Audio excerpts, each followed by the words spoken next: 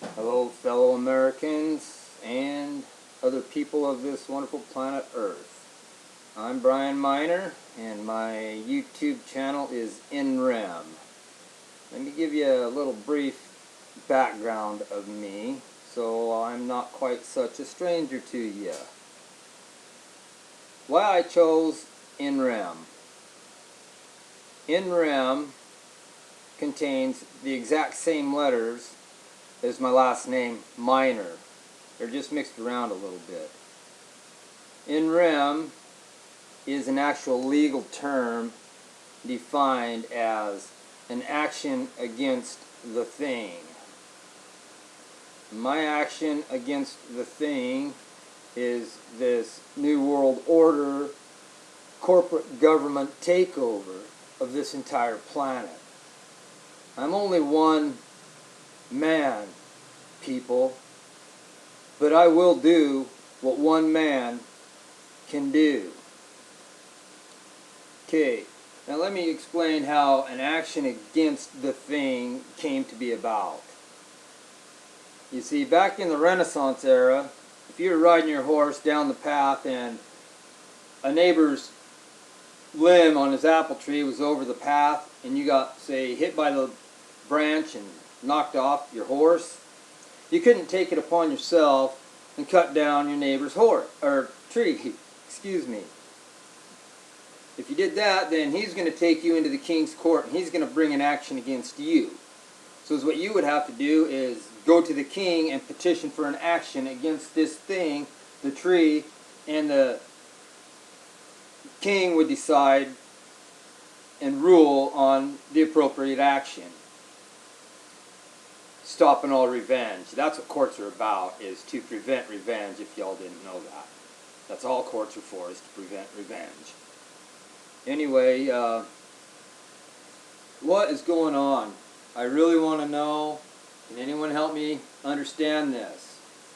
This corporate government has banned the sale of this flag. The banner of the war banner of the Confederate States. It's not their banner of the Confederate States, that's only their war banner. It didn't show the rebellion. It only helped the men in battle decide where they were, because you can imagine if there's gun smoke just filling the valleys, it'd be pretty hard, and you're dodging bullets, it'd be pretty hard to establish your position.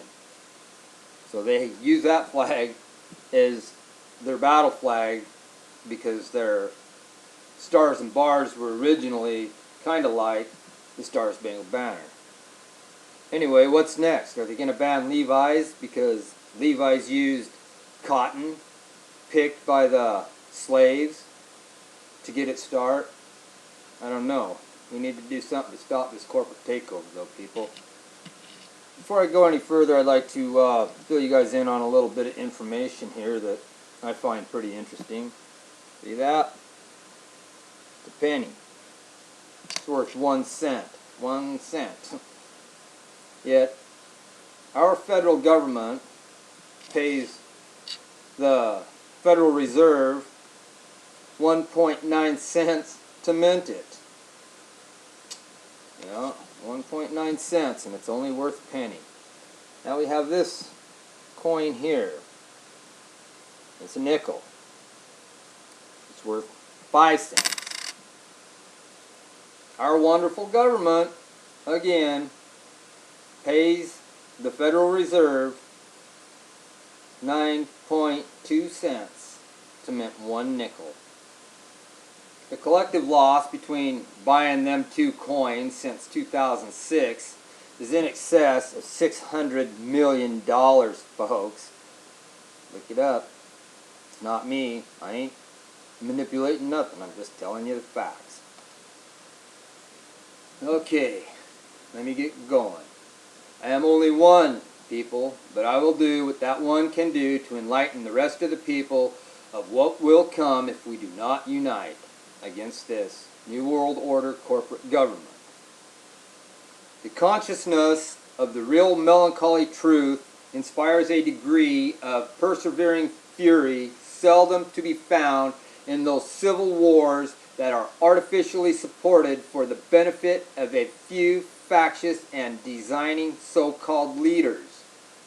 Those so-called leaders, through the mass media, are continually driving divisional factors into the minds of the masses in a hegemony-controlled Hegelian dialect, creating a problem with an anticipated reaction, and then they offer a solution. A Hegelian dialect is the process by which all change is being accomplished in society today. More important, it is the tool that the globalists are utilizing to manipulate the minds of the average American to accept that change where ordinarily they would refuse it.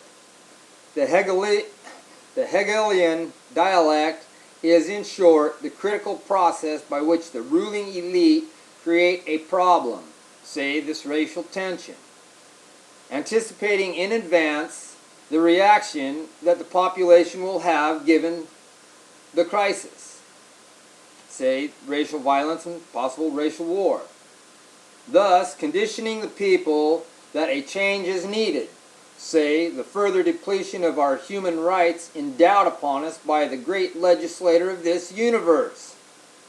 When the population is properly conditioned, the desired agenda of the ruling elite is presented as the solution.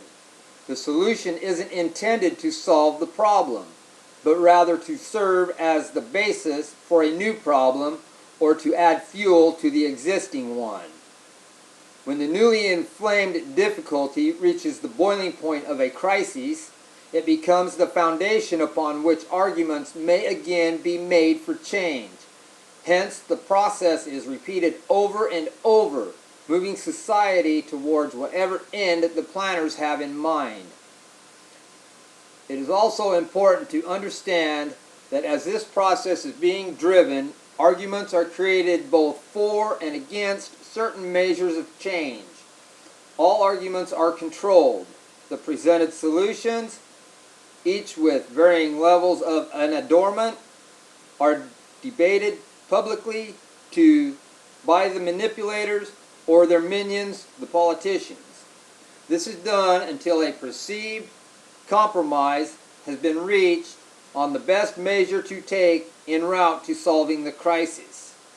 Then, the outcome of the debate, which purportedly weighs the concerns of the public with the mandate to do something, is enacted as public policy.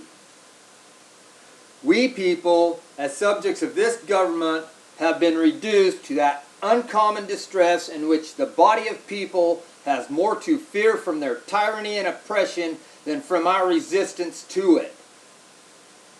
Ladies and gentlemen, I'm going freehand here now. That was all teleprompted, just like the great leader of the United States who was appointed into office for 2 different terms and may continue as a dictator.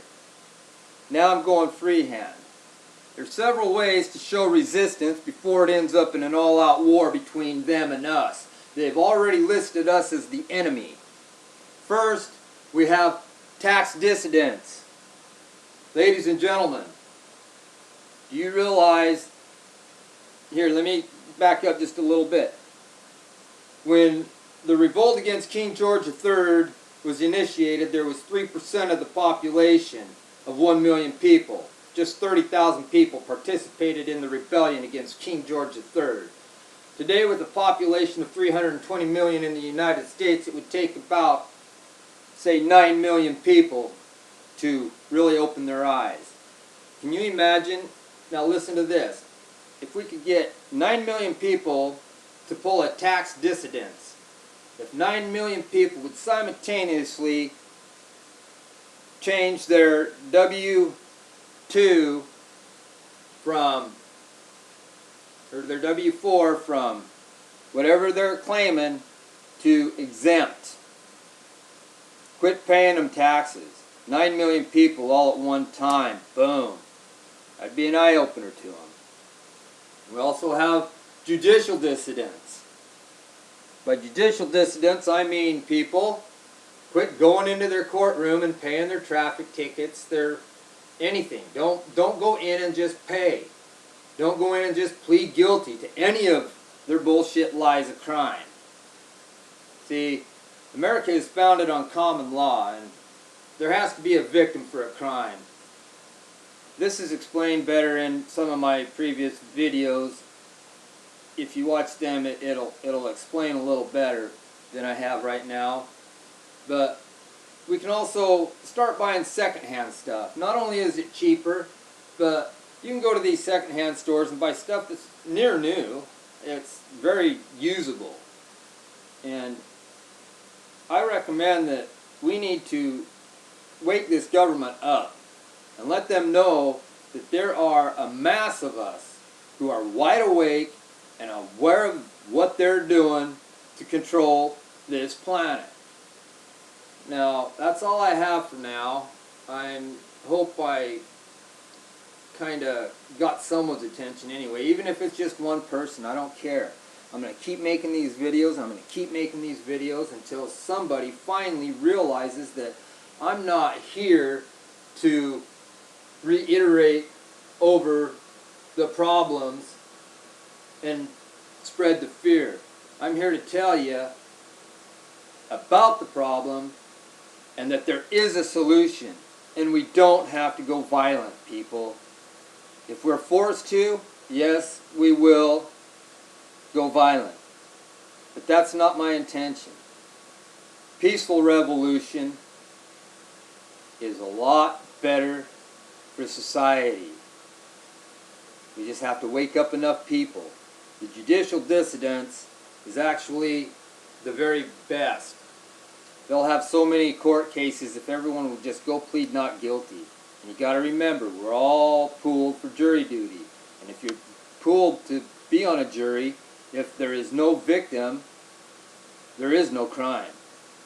I don't care if if I was on the jury duty and the man flat out said in court he was charged for driving without a driver's license, and he said, "Your Honor, no, I didn't have a driver's license." If I was sitting up there and I was one of them 6 men, is what they have, these petit jurors or whatever they're called now. They have a 6-man jury.